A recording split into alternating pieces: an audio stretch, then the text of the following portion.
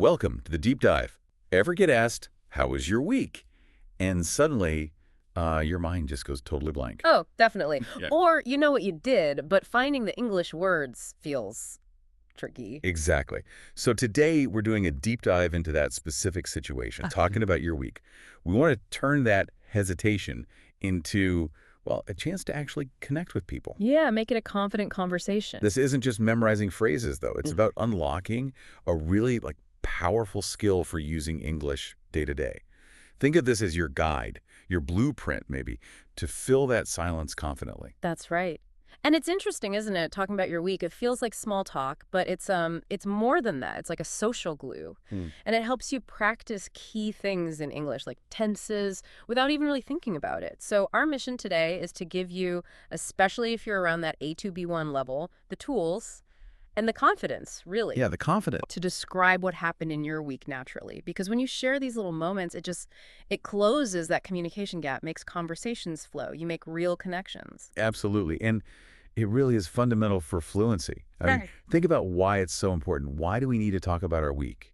Well, it's probably one of the most common ways to start a chat, right? Totally. You're catching up with friends, Yeah. coffee, Or colleagues, maybe in the kitchen at work. yeah, or meeting someone new at, I don't know, a party or event. Even just updating family. Those questions, how was your weekend?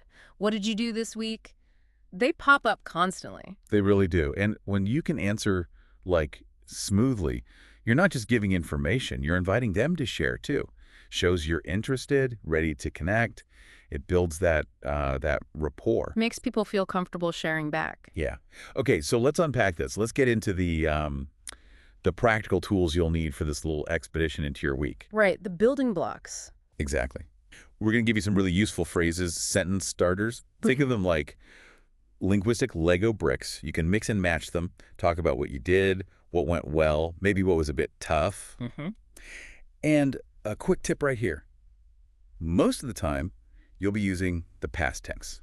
So words like went, had, did, learned. Was there going to be your friends here? That's a really key point. Lots of learners find the simple past a bit tricky, but these everyday chats, perfect practice, low pressure. Right. So for instance, a good general one to start with might be, this week was really busy. Ah, yes, the classic busy week. Exactly. You use it when your schedule is just full, maybe too many things happening. You could say, this week was really busy, I had 3 exams. Or this week was really busy, I moved apartments. Wow, that sounds like a lot. Right. It communicates a lot in just one little phrase. Okay, good one. And what if you want to get more specific, like talk about a certain day? Ah, easy. You just use on Monday, I, or on Tuesday, I, followed by the action. For example, on Tuesday, I went to the park with my dog. Simple. So, on Wednesday, I had a big meeting. Perfect. Or on Thursday, I went to a concert.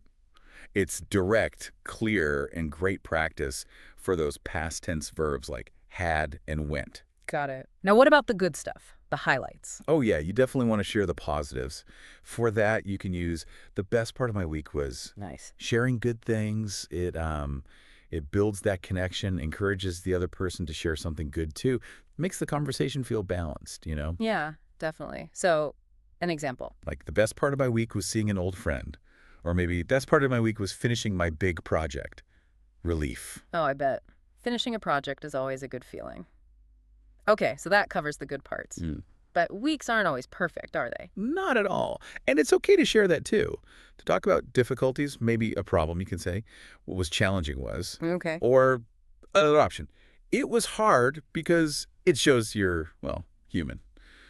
Allows for a bit of connection on that level too, but, Yeah. In a comfortable way. Right, not oversharing, just being realistic. Exactly. So you might say, what was challenging was finishing my report on time.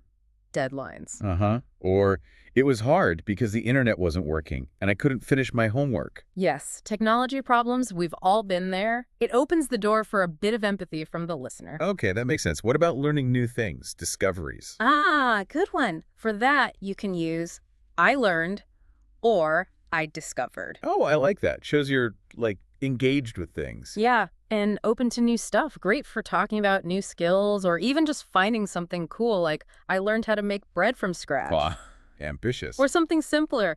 I discovered a new coffee shop near my office that has amazing pastries. Ooh, dangerous. But good to know. Makes the conversation more interesting, more personal. Definitely. And finally, let's talk weekends. Your free time. Right. The best part for many people. Often, yeah. So a great phrase is, I spent the weekend, and then just say what you did. Covers everything from relaxing to, I don't know, climbing a mountain. Pretty much. You could say, I spent the weekend visiting my family, or I spent the weekend watching movies and just relaxing. And spent is the past of spent, so it fits perfectly. Exactly. So yeah, these phrases, they're like little anchors for telling your week's story. They really are. And what's really fascinating here is how these simple phrases do more than just state facts. They really open things up for like actual dialogue. Yeah, they give you a starting point. Exactly, a structure. So you avoid those awkward pauses where you're searching for words, maybe translating in your head. Which we all do sometimes. We do. But these help you think in English as you speak. They guide you to the right tense, help you get your thoughts out clearly. They're conversation starters, but also continuers. Okay, that's a really good way to put it. Hearing the phrases is helpful, but maybe hearing them used naturally would be even better. Yeah, let's do that. Let's have a quick chat, a mini conversation right now. We'll just talk about our own weeks, use some of these phrases we just covered, and you listening can, notice how they fit in. Sounds good. Yeah. You want to go first, or should I ask you? Now go ahead, ask me. Okay. So how was your week? Anything interesting happen? Oh, my week. Yeah, it was definitely interesting. And actually, this week was really busy for me. I had a ton of meetings. Monday and Tuesday felt like back-to-back meetings. Oof, I know that feeling. Yeah, never ending. But the best part of my week was probably Thursday. I learned how to use a new software program at work. Video editing stuff. Oh, cool. It was surprisingly intuitive, actually. Easier than I thought. Oh, that sounds intriguing. Was it challenging at all, or did you just pick it up quickly? I always imagine video editing is super complex. Well, it was a bit challenging right at the start, just figuring out where everything was, the interface. But once I sort of got the hang of it, it felt pretty natural. Okay. Honestly, the challenging part was just staying focused through all those meetings before I got to the fun video stuff. How about you? What did you do on the weekend? Did you get to relax after the work week? Yeah, my week was a bit of a mix. On Wednesday, I discovered a new hiking trail. Wasn't too far from my house, which was a nice surprise. Oh, lovely. Good views. Incredible views. Yeah, really nice. And then I spent the weekend visiting my sister and her kids. Oh, nice. Yeah, we had a really fantastic time. Played some board games, just, catching up on everything. It was good. That sounds like a really lovely, well-deserved break. Was anything particularly challenging for you this week, or was it mostly smooth sailing? Challenging. What was challenging was trying to organize my bookshelf. It's overflowing. Seriously. I know that battle. It felt like a never-ending task, honestly. I spent hours just wrestling with books, trying to decide what to keep, what maybe needs a new home. Did you make progress? I did. I got through a good chunk of it. Yeah. So, yeah, I'm calling that a win. So, all in all, a pretty productive week. Kind of fun, too, despite the book chaos. It's just like a good balance. Yeah. See how those phrases just kind of weave into the conversation? Mm-hmm. Quite naturally. Okay, so now, to really make these phrases yours, it's time to put you listening in the driver's seat. Your turn. Exactly. Okay, so now is your turn, and this is your safe space. Remember, just try speaking aloud. Don't worry about perfection. Just try to use some of the phrases. Form your answers. Any attempt is brilliant. It's a step forward. Ready? Okay, first one, just general. What did you do this week? Think about it for a second. Okay, say it out loud. Good. Now, thinking about the last few days, did anything interesting or surprising happen to you? Yeah. Anything unexpected? Take a moment. All right, tell us. Okay, nice one. Now let's focus on the good stuff. What was the best part of your week? Share something positive. A little pause. Okay, go for it. Excellent. And finally, let's be real. Was anything challenging or difficult for you this week? It's okay to share the struggles too. Think about it. And share. Fantastic. Seriously, every single attempt you just made, every word you spoke out loud, that's progress. That's a solid step forward. Keep that energy. Absolutely. Well done. And, getting comfortable with these weekly updates is a huge step. But it's part of the bigger picture, isn't it? The journey towards feeling really fluent and confident. Right. It's not just this one conversation type. No. So let's zoom out a bit. How can you keep this momentum going beyond just these weekly check-ins? It really comes down to building consistent habits, practice habits. Okay, so what kind of habit? Well, first, maybe consider keeping a journal. It doesn't have to be like Dear Diary long essays. It's Right. just a few sentences about your day, or maybe summarize your week in English. It really helps organize your thoughts, and it reinforces the vocabulary, those past tense structures we talked about. In a sort of low pressure way, just you and the page. Exactly. Yeah. No pressure.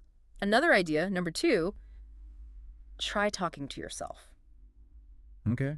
Sounds a little strange, maybe. It might feel strange at first, but it's honestly so effective for fluency. Just describe your day out loud, maybe quietly if you're shy. Like narrating your life. Kind of. Yeah. Or talk about your plans for tomorrow, all in English. There's no one listening, no judgment. It just helps you get comfortable forming sentences, thinking directly in English, Right. without translating first. Yeah, getting those mental muscles working. Okay. And third, don't forget the tools we have now. Modern technology. Why not practice with AI, like ChatGPT? Ah, interesting idea. How would that work? Well, you can treat it like a conversation partner. You could literally ask it, ask me about my week, and then you answer. Yeah. Or you could write out your sentences about your week and ask it for feedback, like, is this natural? Or can you correct my grammar here? It's private practice, and you get instant suggestions. That's actually really smart, using tech to your advantage. Definitely. So, okay, wrapping this all up, what does this all mean for you listening right now? Well, the big takeaway from this deep dive, really, is that talking about your week, it's a super powerful everyday skill for English learners. It really is. It's not just a polite question someone asks. It's like a gateway, isn't it? To deeper conversations, connecting with people, building real fluency. Step by step. So don't wait until your English is perfect. Because, spoiler, perfect doesn't exist. Don't hesitate. Every week is a brand new chance to practice. Every chat is an opportunity. Just speak. Yeah, just go for it. And maybe this raises an interesting question to think about as you go through your next week, starting tomorrow.